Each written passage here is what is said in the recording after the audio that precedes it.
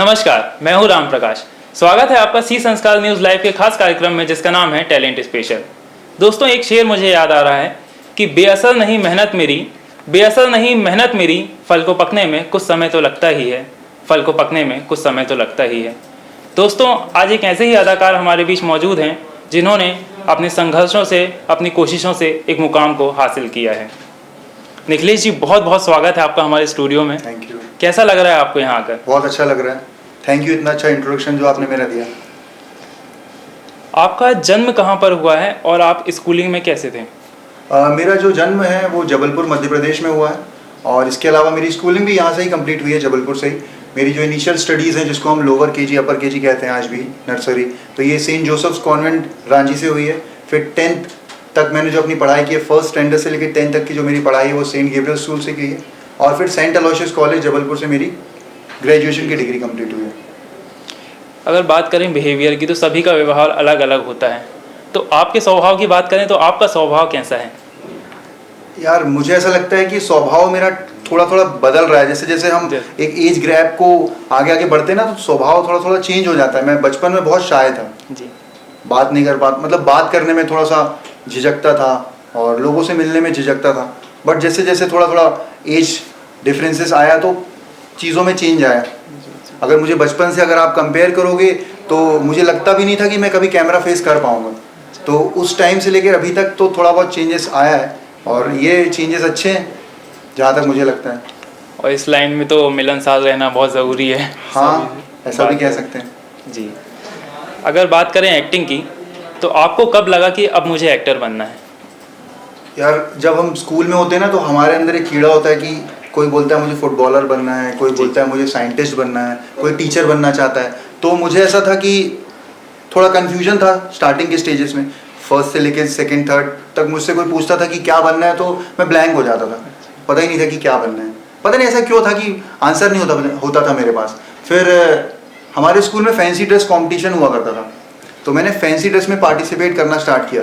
तो मुझे याद है जब मैं सेकंड क्लास में था तो मैं जवाहरलाल नेहरू बना था। क्या बात। फिर उसके बाद फोर्थ स्टैंडर्ड में जब मैं आया तो एक सीआईडी इंस्पेक्टर का एक कैरेक्टर आता था नेशनल डीडी नेशनल पे, तो उसका कैरेक्टर मैंने प्ले किया था। और फिर 6th क्लास में मैंने गब्बर सिंह का कैरेक्टर प्ले किया था, तो फैंसी ड्रेस में। तो मुझे थोड़ा थोड़ा क्लियर हो रहा था कि हाँ, ये वो चीज़ है जिसको करने में मुझे बहुत मज़ा आता है। तो मैंने उस टाइम में थोड़ा बहुत सोच लिया था कि हाँ, एक्टिंग ही करनी है। मगर क्या होता है ना कि हम जिस बैकग्राउंड से बिलोंग करते हैं वहाँ ये बोलना कि हम एक्टर बनना चाहते हैं वो थोड़ा सा शॉकिंग होता है। हर कोई एक्सेप्ट नहीं करता इस चीज़ को। अगर मैं अपने पापा को शुरुआत में बोल दूं कि मुझे एक्टर बनना है तो शायद मुझे लगता नहीं कि वो एक्सेप्ट करते इस चीज़ को। But after a time being जब मुझे लगा कि हाँ, ये वो चीज़ है जिसमें मुझे बहुत मज़ा आता है, तो मैंने सोच लिया था कि एक्टिंग ही करनी है, मुझे एक्टर ही बनना है जी। इस फील्ड में आपको पहला ब्रेक कब मिला था? यार, पहला ब्रेक तो हम ये कह सकते हैं कि स्कूल से ही समझ लो आप जी। पहली बार मैंने स्कूल में ही ड्रामा में पार्टिसिपेट किया था और एनुअल फंक्शन होते थे हमारे गैब्रियल्स में, तो वहाँ से मैंने स्टार्टिंग की थी। हमारे स्कूल में होता था कि मतलब जब एनुअल फंक्शन होता था तो ड्रामास प्लेस के ऑडिशंस होते थे, एक तरह से ऑडिशन ही कह सकते हैं उनको।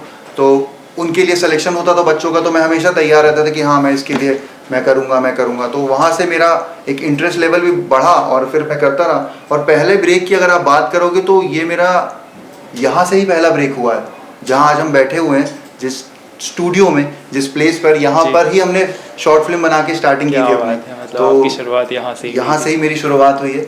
और स्पर्श शर्मा जी, जिनका ये न्यूज़ चैनल है आपका, और सुयश, इनके साथ ही हमने वीडियोस बनाए थे, तो स्टार्टिंग मेरी यहाँ से ही हुई है। क्या बात है। जब आपकी फैमिली को पता चला कि आप एक्टर बनना चाहते हैं तो उनका फर्स्ट रिएक्शन क्या था? पापा का ये रिएक्शन था कि पहले पढ़ाई कर लो, फिर जो बनना है बनो जी। उनका ऐसा कहना था कि पढ़ना बहुत ज़रूरी है, क्योंकि उनके कुछ ऐसे फैमिली कंडीशन कुछ इस तरह बिगड़ गई थी जब वो पढ़ते थे, तो कि उनकी एजुकेशन उतनी कंप्लीट नहीं हो पाई थी। तो उनका ये था मेरे को लेकर कि तुम अपनी पढ़ाई पूरी करो, तो पढ़ाई करना मेरे लिए बहुत ज़रूरी था। तो आफ्टर ग्रेजुएशन, जब ग्रेजुएशन कंप्लीट हुई, उसके बाद जब मैंने अपने पेरेंट्स को बताया कि मुझे एक्टिंग करनी है, तो उनका रिएक्शन बहुत अच्छा था, क्योंकि जो उनका एक टिक मार्क था कि पढ़ाई कर लो पहले, वो मैंने जैसे तैसे कंप्लीट कर लिया था। तो पेरेंट्स का हमेशा से सपोर्ट बहुत रहा है और बहुत सपोर्टिव पेरेंट्स मेरे जी। चलिए, अच्छी बात है कि आपको आपके परिवार का पूरा साथ मिला है। अगर बात करें फिल्मों की या ऐड की, तो आपने अभी तक किन किन प्रोजेक्ट्स में काम किया है? मैंने जब 2019 में मैं जब मुंबई शिफ्ट हुआ था, तो मुंबई जाने के बाद एक कलर्स में एक टीवी सीरियल आता है उड़ान, उसमें मैंने एपिसोडिक कैरेक्टर किए हैं। इसके अलावा फिर एक एन टीवी में टीवी सीरियल आता था परम अवतार श्री कृष्ण, तो उसमें मैंने एक कैरेक्टर प्ले किया है। फिर क्राइम पेट्रोल किया है, और फिर कुछ टाइम बाद एक स्कॉडा की ऐड है, कुशक जो मॉडल आया था उनका, उसकी ऐड में पार्टिसिपेट किया है। जी। और अभी एक रिसेंटली हमारी एक मूवी आने वाली है 2022 में, तो वो भी है अपकमिंग प्रोजेक्ट जो हमारा कंप्लीट हो चुका है, जो आ सकता है 2022 में, मतलब आएगा 22 में। हम उम्मीद करते हैं कि आपका ये प्रोजेक्ट बहुत ही सक्सेसफुल हो। Thank you. आप अब इस मुकाम तक पहुंच गए हैं, तो इस मुकाम तक पहुंचने के लिए आपने कितना संघर्ष किया है? यार स्ट्रगल तो मैं बोलूँगा अभी भी कंटिन्यू है, और अभी हम ये नहीं कह सकते कि एक मुकाम पर पहुंच चुके हैं। जी जी। आई गेस एक एक्टर के लिए वो मुकाम तब होता है जब लोग उसको आइडेंटिफाई करने लग जाएं कि मतलब हाँ, इनको हमने कहीं देखा है। और मुझे नहीं लगता कि अभी कोई मुझे इतना आइडेंटिफाई कर पाएगा अभी जिस स्टेज में मैं हूँ। तो वो बोलते हैं ना कि जो आपका क्वेश्चन था कि अभी मुकाम हासिल कर चुके हैं, तो वो अभी मुकाम अभी हासिल नहीं हुआ है, अभी उसकी लड़ाई जारी है और वो चलती रहेगी। जी। जब तक मुझे नहीं लगेगा कि हाँ एक इतना कुछ कर लिया है मैंने कि जिसको हम बोलते हैं कि हाँ ये मुकाम है, तो अभी तो नहीं है वो। जी, लेकिन वही है कि काफ़ी रास्ता हमने तय कर लिया है और काफ़ी रास्ता तय हाँ। करना बाकी है। ये है कि हम तो ये भी अपने आप में एक अचीवमेंट है। नदी पार करने के लिए नाव में बैठ चुके हैं और आधी जी, नदी जी। हमने पार कर ली है।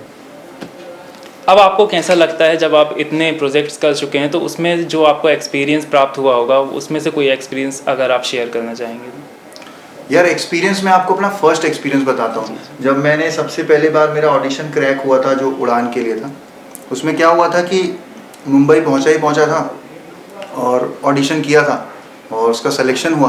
तो रात में बैठा हुआ था ऐसे भैया के साथ, तो लूडो खेल रहे थे हम लोग मोबाइल में। तो मेरे पास कॉल आया था कास्टिंग डायरेक्टर का कि आपका वो एक कैरेक्टर आपने दिया था तो आपका सिलेक्शन हो गया, तो कल आपका शूट है। तो मैंने बोला अच्छा। वो थोड़ी देर तक समझ में नहीं आता है ना कि यार सच में हो गया है क्या। फिर मैंने बोला ठीक है ओके।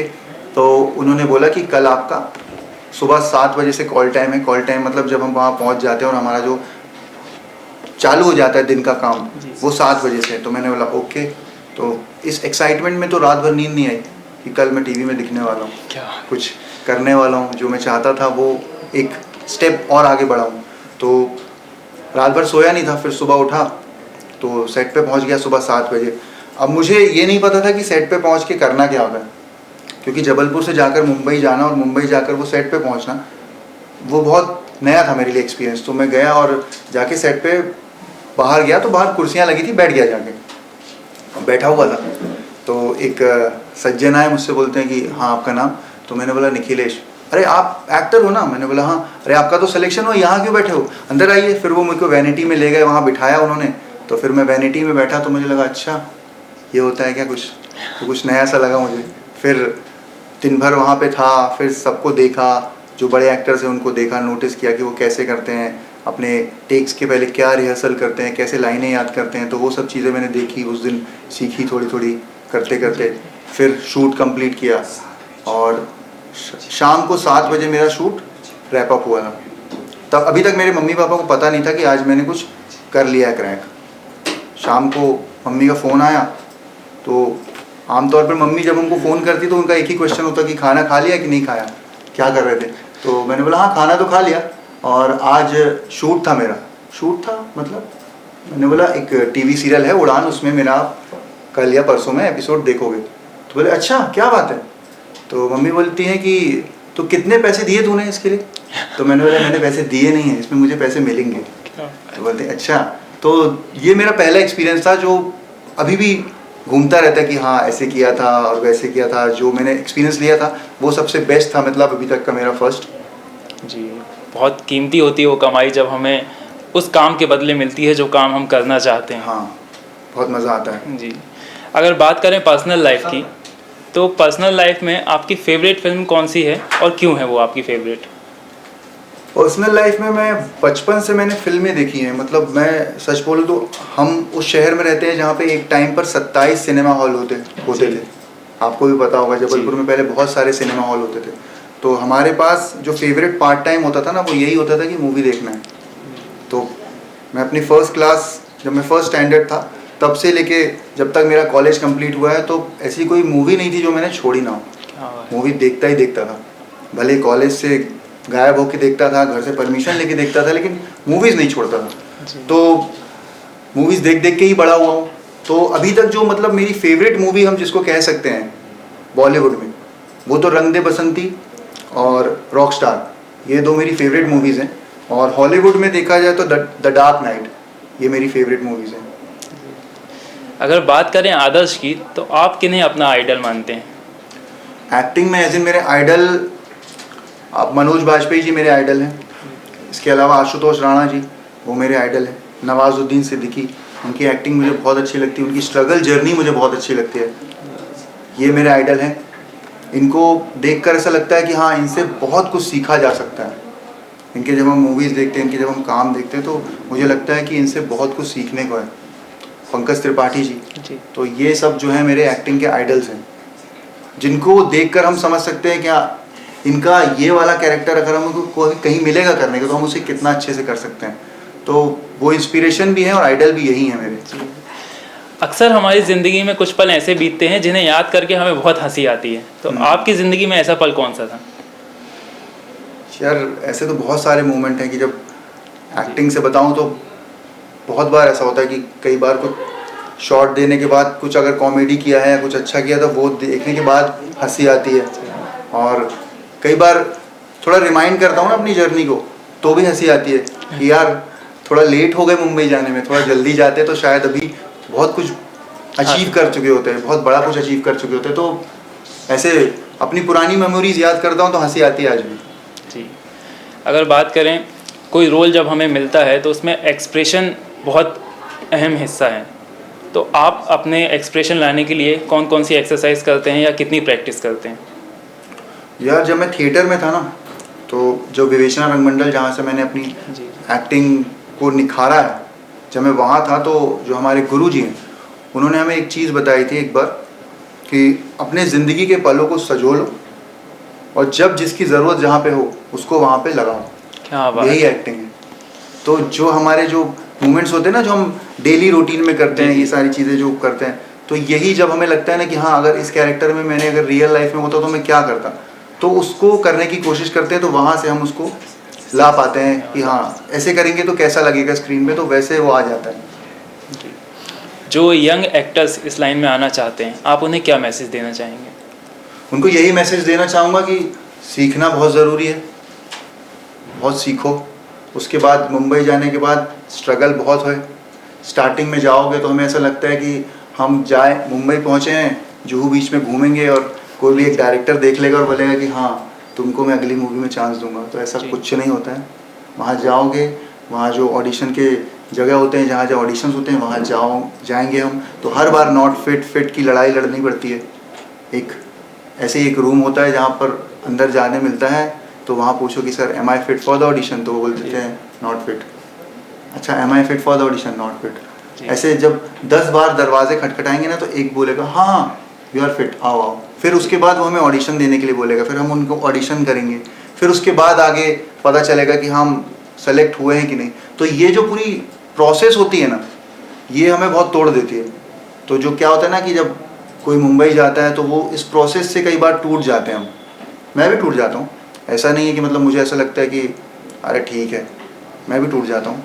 तो वो जो एक टाइम प्रोसेस होता है ना, उसको हैंडल करना हमारे लिए बहुत ज़रूरी है। तो जो नए लोग जो भी मुंबई जाना चाहते हैं, तो वो ये प्रिपेयर होके जाए कि रिजेक्शन बहुत सारा है, बहुत सारा रिजेक्शन है, सिलेक्शन एक है।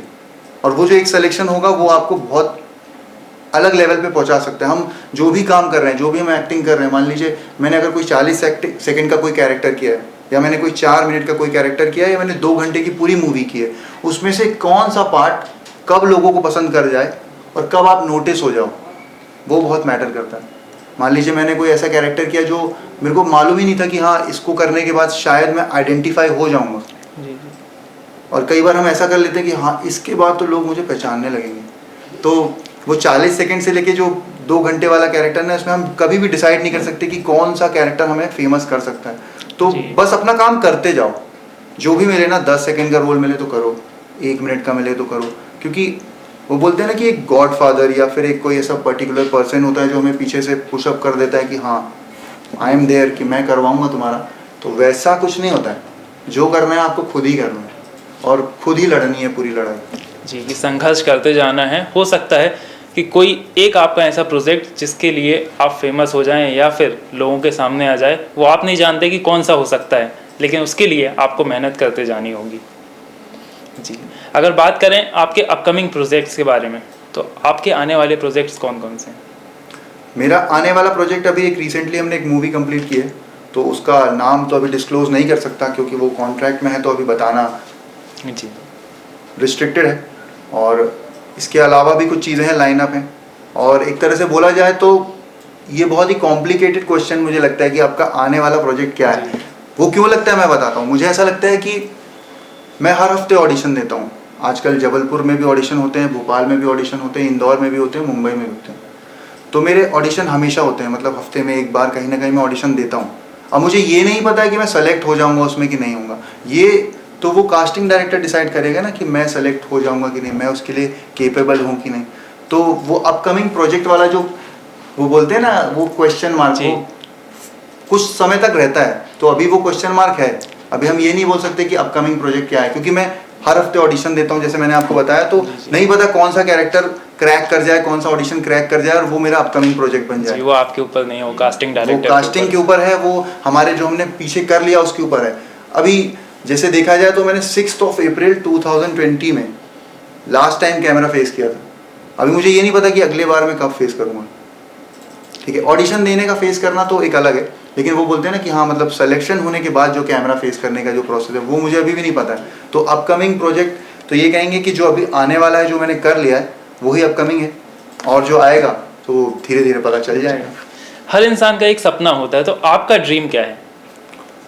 ड्रीम तो यार मेरा जो ड्रीम था वो मैं कर रहा हूँ। मेरा ड्रीम यही था कि मुझे एक्टर बनना है। क्या बात है। और मुझे एक्टिंग ही करनी है, तो वो मैं कर रहा हूँ। मैं अपने सपने जी रहा हूँ, तो this is very much satisfactory for me कि मैं ये काम कर रहा हूँ। अगर बात करें ड्रीम रोल की, तो आपका ड्रीम रोल कौन सा है? यार मेरा ड्रीम रोल देखा जाए तो रंग दे बसंती मेरी फेवरेट मूवी है, तो रंग दे बसंती का कोई भी कैरेक्टर करना मेरे को बहुत पसंद आएगा। ड्रीम रोल देखा जाए तो भगत सिंह मुझे बहुत पसंद है, तो अगर भगत सिंह पर कभी कोई बायोपिक बने या कोई मूवी बने तो उसको करना मेरे लिए एक अचीवमेंट होगा, ड्रीम रोल होगा। और अगर देखा जाए तो मैं बुक्स भी पढ़ता हूँ, तो बुक्स पढ़ता हूँ तो मुझे एक बुक बहुत पसंद है, I too had a love story, Ravinder Singh की बुक है। तो उनकी जो लव स्टोरी है, वो कैरेक्टर अगर वो लव स्टोरी पर अगर वो मूवी बने तो वो मेरा ड्रीम रोल होगा। क्या बात है। अगर बात करें मुश्किल सफ़र की, तो हर इंसान को मुश्किल रास्तों पर चलना होता है। अगर आपकी बात करें तो आपने किन किन मुश्किल सफ़र का रास्ता तय किया है और उसमें अपने आप को कैसे संभाला है? मुश्किल सफ़र तो मुंबई पहुंचते साथ ही शुरू हो जाता है, क्योंकि पूरा नया शहर है, सब कुछ नया है। तो मतलब जब घर से निकलते हैं ना तो हमें ये नहीं पता, पहले 1-2 महीने तो यही समझ में लग जाता है कि ऑडिशन कहाँ होते हैं। तो जब हम वो समझते हैं, वहाँ जाना स्टार्ट करते हैं, तो वो एक मुश्किल सफ़र की शुरुआत होती है। और मैं मुंबई पहुँचा हूँ और कुछ समय बाद लॉकडाउन लग गया, तो वो बहुत मुश्किल था, क्योंकि मैं 19 में मुंबई मूव किया था और 20 मार्च सबको पता है, द वर्ल्ड नोज, लॉकडाउन लग गया था। तो लॉकडाउन का जो पूरा टाइम ड्यूरेशन था मैं मुंबई में ही था, क्योंकि मेरा कुछ प्रोजेक्ट आने वाला था जो कि अप्रैल के फर्स्ट वीक से स्टार्ट होने वाला था। एक टीवी सीरियल का एक कैरेक्टर था जो मेरा फाइनलाइज हुआ था, और वो काफ़ी लंबा ट्रैक था, कुछ 6 महीने का ट्रैक था, तो वो स्टार्ट होने वाला था। तो सब मुंबई से मूव कर रहे थे, लेकिन मुझे ये था कि मेरा तो शो स्टार्ट होने वाला है, सब बंद हो जाएगा, लेकिन ये तो बंद नहीं होगा ना, क्योंकि ट्रांसपोर्ट बंद नहीं होंगे। मतलब मुझे ऐसा मिथ था मेरे दिमाग में कि लॉकडाउन लगेगा भी तो कितना लगेगा, कुछ बंद तो नहीं हो जाएगा ना, रोज़गार एक तरह से वो तो मेरा ये था कि यार मेरा अप्रैल में शो स्टार्ट होने वाला है, 6 महीने का ट्रैक है, तो ऑलमोस्ट वो करीबन अक्टूबर नवंबर तक खिंचेगा ही खिंचेगा। तो मैंने बोला ये तो अभी मुंबई से जाना सही नहीं है, तो मैंने बोला मुंबई में ही रहेंगे, और ये लॉकडाउन लगे तो कितने दिन लगेगा। पहले दिन शायद 20 दिन का लॉकडाउन था ना, तो मैंने बोला वो 20 दिन तो ऐसे ही निकल जाएंगे। फिर वो करते करते जब बढ़ता चला गया, वो फिर 20 दिन से और 20 दिन बढ़ा, फिर 1.5 महीने उल्टा ही हो गया, वो उल्टा ही हो गया। तो वो एक बहुत मुश्किल सफ़र था, जो वो मार्च से लेके जो मैं जुलाई तक एक घर के अंदर रहा हूँ, मतलब घर के अंदर ही था, फैमिली नहीं थी, फ्रेंड्स नहीं थे, कोई नहीं था। तो वो जो पूरा जो टाइम ड्यूरेशन था ना 4-5 महीने का, वो बहुत मुश्किल था। उसमें मैंने खाना बनाना भी सीखा, क्योंकि अगर घर के अंदर रह रहे हो तो खाना ही है, और खाना बनाने के लिए कोई आएगा नहीं आपके पास क्योंकि लॉकडाउन लगा हुआ। तो खाना बनाना सीखा मैंने, अकेले कैसे रह सकते हैं, अकेले टाइम कैसे स्पेंड कर सकते हैं वो मैंने सीखा। किताबें पढ़ना मेरा वहाँ से ही जुनून जागा था कि किताबें पहले लेकर रख लेता था कि हाँ ठीक ये रखा हुआ है, पढ़ लेंगे, वो पढ़ लेंगे कभी नहीं हुआ। फिर वो लॉकडाउन में स्टार्ट हुआ, तो लॉकडाउन में ये सब जो टाइम ड्यूरेशन था ना ये बहुत कठिन था। तो ये एक मुश्किल सफ़र हम कह सकते हैं, और खैर मुश्किल तो हमेशा ही चलते रहेगी हमारे साथ। तो ये मेरे लिए सबसे मुश्किल था, जो मैंने वो जो टाइम ड्यूरेशन स्पेंड किया था लॉकडाउन का, that was really tough. Nikhilesh ji, हम एक गेम खेलेंगे जिसमें आपके पास 2 ऑप्शन होंगे और उसमें से आपको एक चुनना है। ओके ठीक है। तो आप तैयार हैं? हाँ हाँ बिल्कुल बिल्कुल। बॉलीवुड या हॉलीवुड? बॉलीवुड। ओटीटी या सिनेमा? सिनेमा। फास्ट फूड या healthy food? Healthy food. Theatre या कैमरा? थिएटर एक्टिंग या कैमरा एक्टिंग? जी। Theatre acting. बाइक राइड या कार जर्नी? Bike ride. क्या बात है निखिलेश जी, आपसे बात करके हमें बहुत अच्छा लगा। मैंने बहुत कुछ सीखा और उम्मीद करता हूँ कि हमारे दर्शकों ने भी आपसे बहुत कुछ सीखा होगा। Thank you very much. तो दोस्तों, ये था आज का एपिसोड। मैं उम्मीद करता हूँ कि आप सभी को आज का एपिसोड बहुत पसंद आया होगा। अन्य खबरों के लिए आप बने रहिए सी संस्कार न्यूज़ लाइव के साथ।